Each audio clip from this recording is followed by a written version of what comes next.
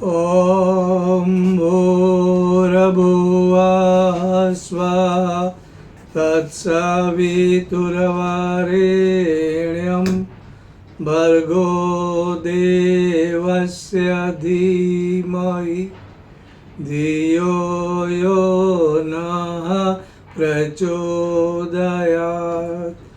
ॐ गुरुर्ब्रह्मा गुरुर्विष्णु गुरुर्देवो महेश्वरः गुरुर्साक्षात् परब्रह्म तस्मै श्री गुरवे नमः।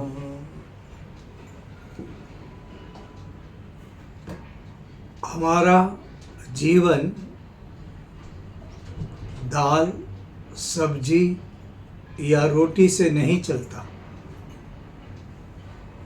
वह चलता है अपनेपन से, प्रेम से।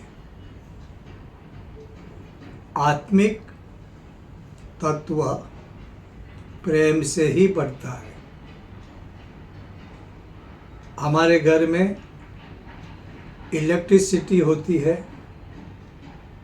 तब ट्यूबलाइट से प्रकाश मिलता है।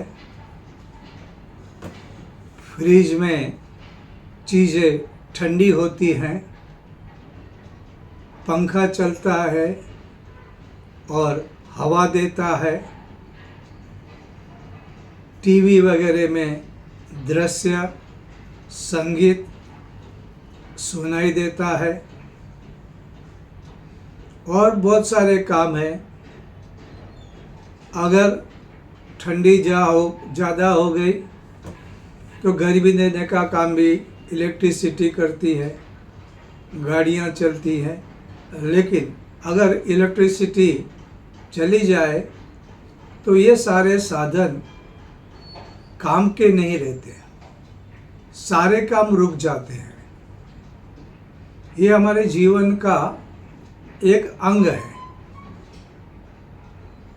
उसी तरह से हमारे शरीर में भी, हमारे अंदर जब तक प्राण तत्व है तो हमें आँखों से दिखाई पड़ता है, कानों से सुनाई पड़ता है, जीभ से भोजन लेकर उसका स्वाद परखा जाता है, हाथों से कार्य होते हैं, पैरों से चला जा सकता है और हमारे भीतर भी पेट और लीवर ये सभी काम भी करते हैं।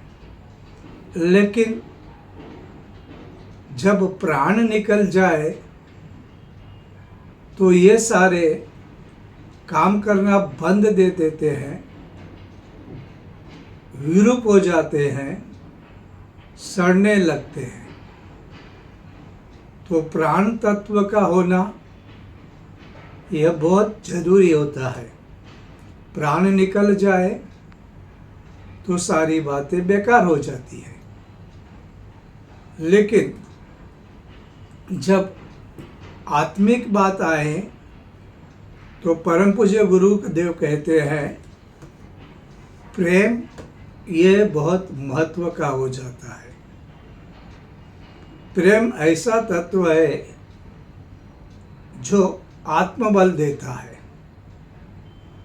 जहाँ प्रेम होता है वहाँ अनेक प्रकार के सद्गुण पैदा होते हैं, सद्भावनाएं उत्पन्न होती हैं। जैसे कि कमल का फूल है, कमल का फूल पानी के ऊपर रहता है, उसकी डंठल वगैरह, उसके मूल वगैरह नीचे रहते हैं। जैसे जैसे तालाब में पानी बढ़ेगा उसकी डंठल अपने आप, उसके मूल अपने आप लंबे हो जाते हैं। कमल हमेशा ऊपर ही रहेगा। उसी तरह जब पानी की तरफ अगर हमारे जीवन में प्रेम बढ़ने लगता है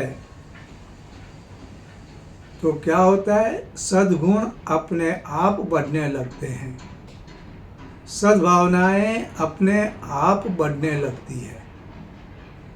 और सद्भावना और सद्प्रेम, सद्गुण ये जीवन में नहीं है तो हम मानव जीवन का विकास नहीं कर सकते, हम साधक नहीं बन सकते, क्योंकि सद्गुण यह संपत्ति है। बांटने की वृत्ति जो होती है यह सब कुछ है। देने में सुख है, लेने में नहीं। लेने का जो सुख है वह सात्विक सुख नहीं है, और वो लेने के बाद अच्छा होगा ऐसा भी नहीं।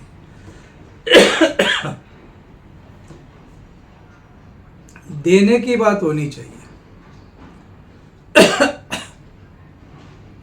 कुछ लोग देते हैं, वे वो चीज देते हैं जो उनके लिए जरूरी नहीं। If you give things which you don't need is not giving। आप वो चीज़ें दे रहे हैं जो आपके लिए निकम्मी है, काम की नहीं, और आप दूसरों को दे रहे हैं, तो वो देना नहीं होता है, वह दान नहीं होता है। इसलिए देना, किसको देना, किस समय देना, किस पात्र को देना, और किस समय स्थान पे देना, ये सारी चीज़ों की समझ होनी चाहिए। बिना सोचे समझे कोई भी कार्य सफल नहीं होता है। देने में खुशी है। स्वामी रामतीर्थ के जीवन का एक प्रसंग है। वे बहुत भ्रमण करते थे, जहाँ जाते वहाँ लोगों को उपदेश सुनाते, अच्छी अच्छी बातें करते, और फिर जब ज़्यादा होता, थक जाते, तो किसी के घर में आराम कर लेते। एक बार ऐसा ही हुआ, बहुत चले और एक घर में आराम करने का तय किया। तो एक महिला सन्नारी के घर में रहे।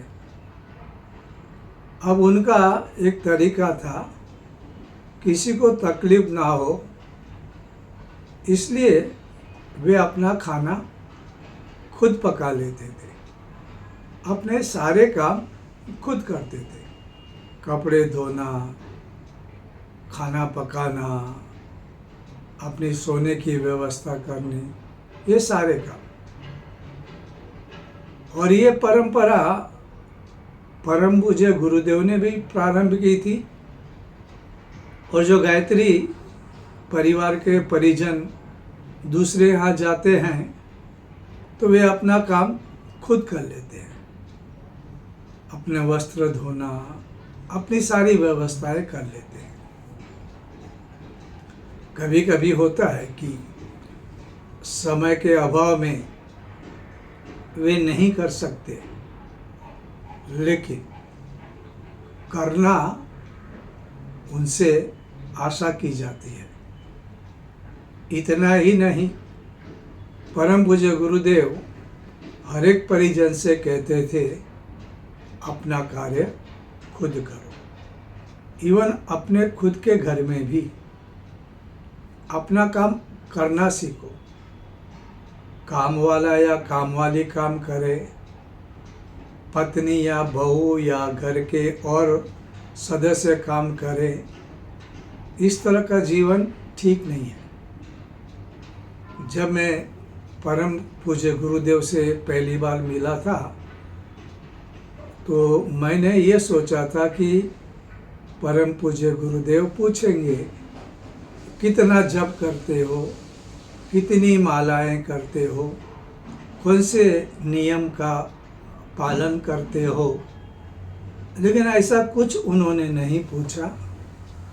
उन्होंने पूछा तुम घर में काम कौन सा करते हो। मुझे आश्चर्य हुआ और मैं कुछ भी नहीं करता था। तो मैंने बोला गुरुदेव मैं कुछ भी नहीं करता हूँ।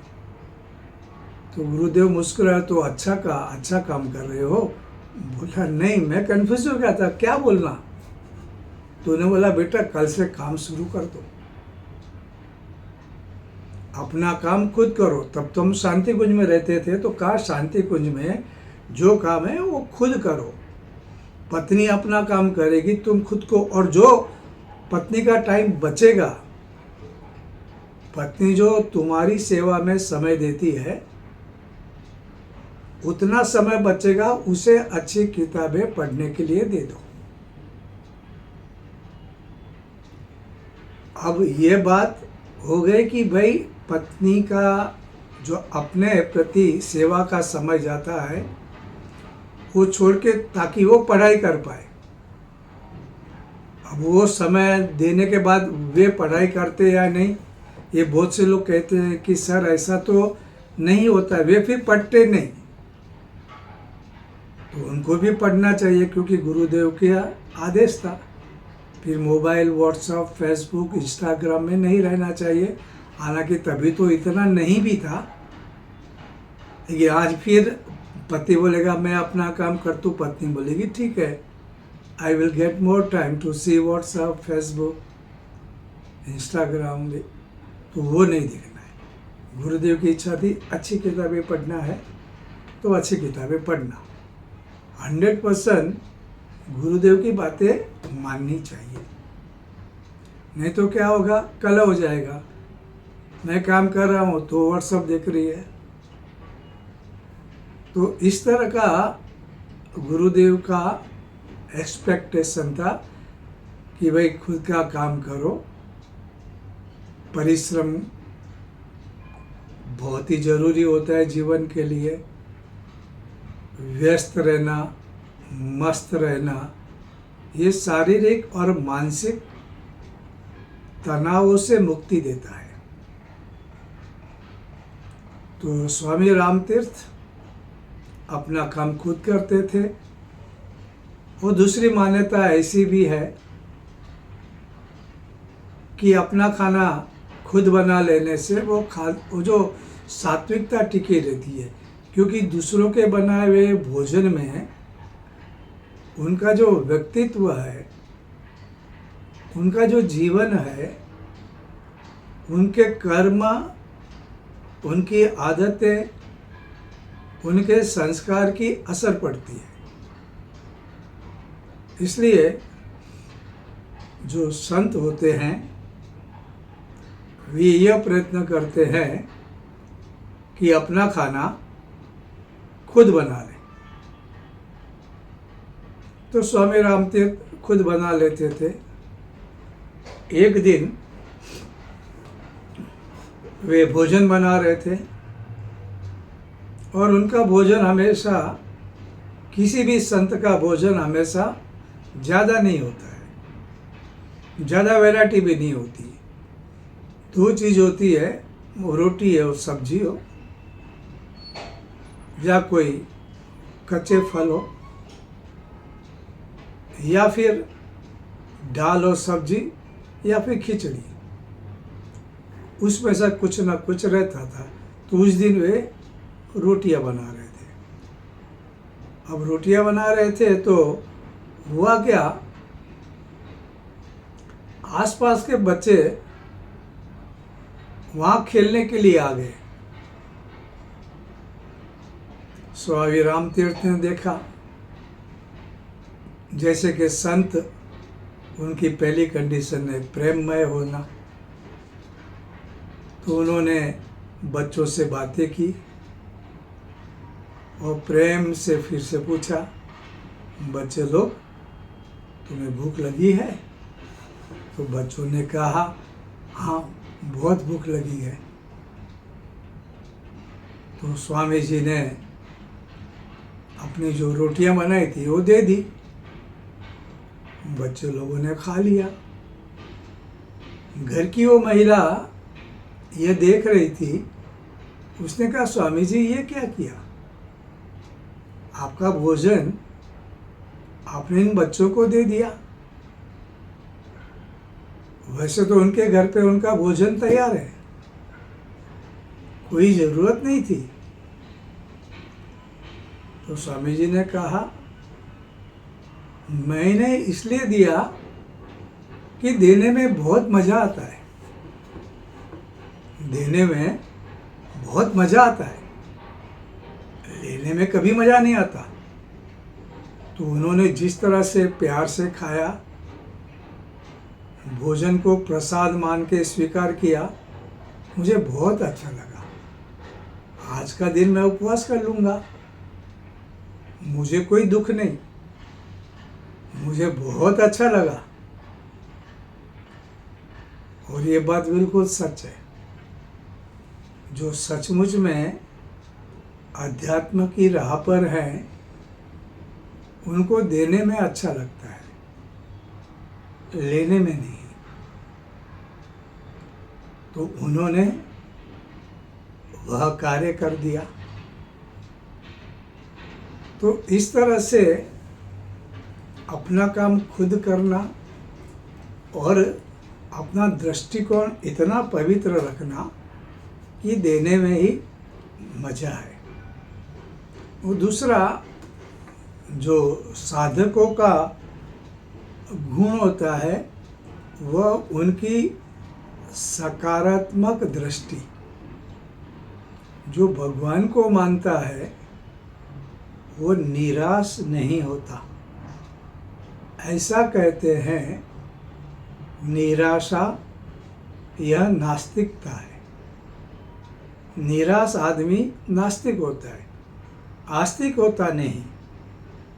उसका जो दृष्टिकोण है वह हमेशा सकारात्मक होता है।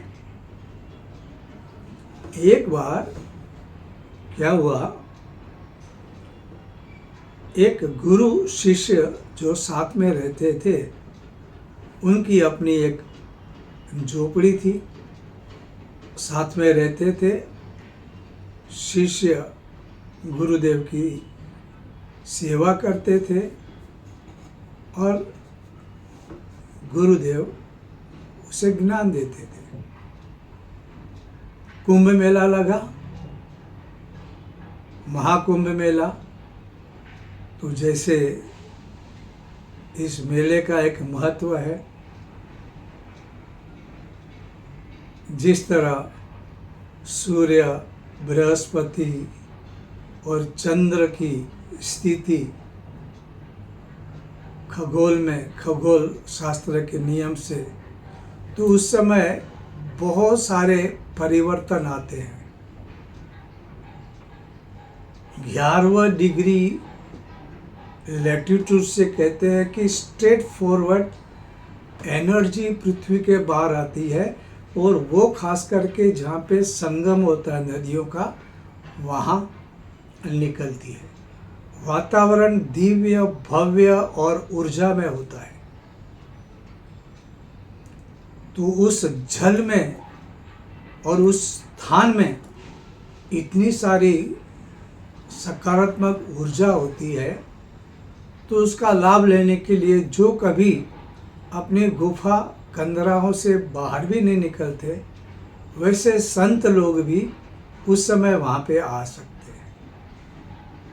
और इसलिए ये दोनों गुरु शिष्य भी गए। और ऐसा कहते हैं, संस्कृत श्लोक, मंत्र, गीता के श्लोक ऐसे समय जब बोले जाते हैं तो हमारे दिमाग की कुछ 4 जगह ऐसी होती है, वहाँ पे एक अच्छा सकारात्मक चेंजेस आते हैं। चेहरे पे तेज बढ़ना, मेमोरी शार्प होना, दिमाग शांत, प्रसन्न और एकाग्र होना, ये सारी बदलाव आते हैं। और ये सिर्फ शास्त्रों में तो कहा है, लेकिन ये सिर्फ कहने की बातें नहीं है। आजकल ये प्रयोगशाला में प्रयोग करते हुए भी देखा गया है। और इसलिए इस कुंभ मेले का बहुत ही महत्व होता है। व्यवस्था भी अच्छी थी, तो ये गए। वहाँ पे जाकर उन्होंने स्नान किया और कुंभ मेले में बहुत से महान आत्माएं भी आती हैं, जिसके पास रिद्धि सिद्धि भी होती है, महान तपस्वी होते हैं। अगर अपनी पात्रता है तो वैसे लोग मिल जाते हैं। कुपात्र को ऐसे लोग दर्शन भी नहीं देते और बात भी नहीं करते। वहाँ पर हिमालय की पार्लियामेंट भी होती है। वे समाज की, वातावरण की, प्रकृति की, लोगों के मानस की, राष्ट्र की स्थिति की, उसकी संरक्षण की, ये सारी बातें करते हैं। ये दिखावे की बात नहीं है। इसमें टीवी वाले को नहीं बुलाया जाता है कि देखो हम ये कर रहे हैं, वो कर रहे हैं। ये सारी गुप्त बातें होती है, लेकिन ये बातें होती हैं। और ये हमको वैसे लोग दिखते भी नहीं, कैसे करते हैं, क्या करते हैं। लेकिन जिस तरह से आर्थिक तरीके से भी इसको बहुत लाभ मिलता है, लोगों के बिलग बिलग प्रकार के लोगों के मानस के, लोगों की विचारधारा, एक चिंतन भी होता है। लोग मिलते भी हैं। रात को रह के जो मज़े से वो रात होती है, वो कितनी सुहानी होगी। कुछ ही लोग भीड़ के बारे में या अव्यवस्था करने वाले लोगों के कारण दिक्कत होती है, अन्यथा भारत के लोग इस भीड़ का मैनेजमेंट बहुत अच्छी तरह कर लेते हैं और व्यवस्था सरकार के कारण भी अच्छी रहती है। और अभी तो अच्छी व्यवस्था है। तो वहाँ पे वो रहे, रात को रहे, सवेरे यज्ञ किया। बाजू में गायत्री परिवार के 51 कुंडी यज्ञ चल रहे थे, वहाँ पे भी उन्होंने दूसरी बार फायदा लिया। उन्हें बहुत अच्छा लगता। पेट भर के भोजन किया। वहाँ का जो वातावरण, वहाँ की जो हवा और गंगा का जल अपने आप अपने को शुद्ध करता है, क्योंकि गंगा के पानी का ये गुण है। वहाँ पे ऐसे बैक्टीरिया पैदा होते हैं जो शरीर के स्वास्थ्य के लिए लाभदायी होते हैं। इसका पूरा लाभ लिया। बड़े बड़े संत, नागा बाबा निकल रहे थे, उनके भी दर्शन किए। कुछ चीज़ें जीवन व्यवहार के लिए ज़रूरी थी, वो भी उन्होंने खरीद ली।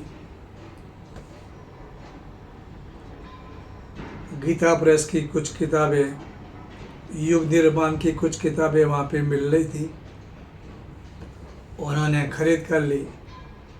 गायत्री परिवार के परिजन अपने बदन पे हार की तरह किताबें लेकर लोगों तक पहुँच रहे थे। उनकी बहुत ही जीवन उपयोगी किताबें ले ली। कुछ मालाएं जूनी हो गई थी, तो मालाएं भी ले ली। कुछ लगा कि हल्का सा कुछ नमकीन ले ले, मिठाई ले ले, वो भी ले लिया। नए वस्त्र ले लिए उनके अनुरूप। और फिर घर आने लौटे। जब वे घर वापस लौट रहे थे तो शिष्य अपना आपा खो बैठा। क्या हुआ था कि उनकी जो झोपड़ी थी वो ढह गई थी। सुना कि वहाँ पे एक रात जब वे नहीं थे तो तूफान आया था, जोरों की बारिश हुई और उसमें कहीं कच्चे मकान और झोपड़ियाँ टूट गई थी। शिष्य बोलता है, ये कौन सा तरीका है गुरुदेव? हम लोग भगवान को मानते हैं, हमारा जीवन भगवान के लिए लगा दिया है, हम दुनिया का सबसे श्रेष्ठ आध्यात्मिक मेला वहाँ जाकर आए, गंगा स्नान किया, संत लोगों के दर्शन किए, अच्छी अच्छी बातें सुनी, कही, क्या फायदा? भगवान को मानने का क्या फायदा? देखो हमारी झोपड़ी ढह गई और ये देखो पक्के मकान जो श्रीमंतों के हैं, और वे अच्छे लोग भी नहीं, बेईमानी करते हैं, लोगों को लूटते हैं, इसलिए इतना सारा पैसा, और उनके मकान सलामत। क्या है? क्या भगवान हमारे मकान को अच्छा नहीं रख सकता था? भगवान की शक्ति क्या कर रही है? गुरुदेव मुस्कुराए, बोले बेटा अपना आपा मत खो, गुस्सा मत कर, भगवान ने मौका दिया है। कठिनाइयाँ जो आती है ना, वो कुछ सिखाने आती है। अब तूने किताब ली ना युग निर्माण की, उसमें क्या लिखा है? वंदनीय माता जी का एक लेख पढ़ा। उन्होंने कहा है कठिनाइयों से डरना नहीं है, ये तुम्हारे व्यक्तित्व को निखारती है, और फिर से मेहनत करना है, एंजॉय कर, मजा कर, झोपड़ी फिर से बनाते हैं, बहुत अच्छा लगेगा, नया निर्माण करने का आनंद है। और दूसरों के महलों के बारे में तू मत सोच, वो तेरा काम नहीं, तेरे अधिकार में नहीं। अपने आप को दूसरों से कंपेयर मत कर, उससे दुख और निराशा ही मिलेगी, वो तेरा काम ही नहीं है। दूसरे क्या करते हैं, दूसरे कैसे रहते हैं, वो तू क्यों करता है?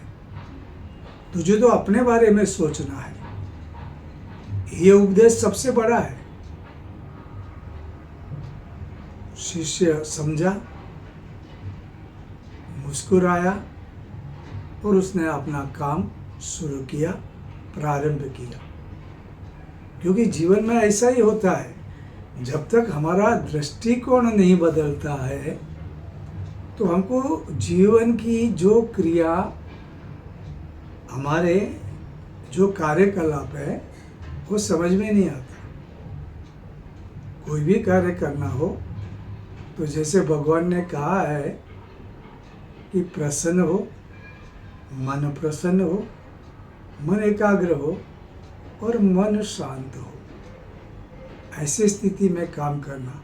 वंदनीय माता जी भी कहती थी, काम को जब बोझा समझोगे और उसको अनियमित रूप से करोगे तो तुम थक जाओगे, लेकिन अगर काम को नियमित रूप से करोगे और अपना कर्तव्य, ये हमारे लिए बोझा, बर्डन नहीं, करोगे तो कभी काम से थकोगे नहीं।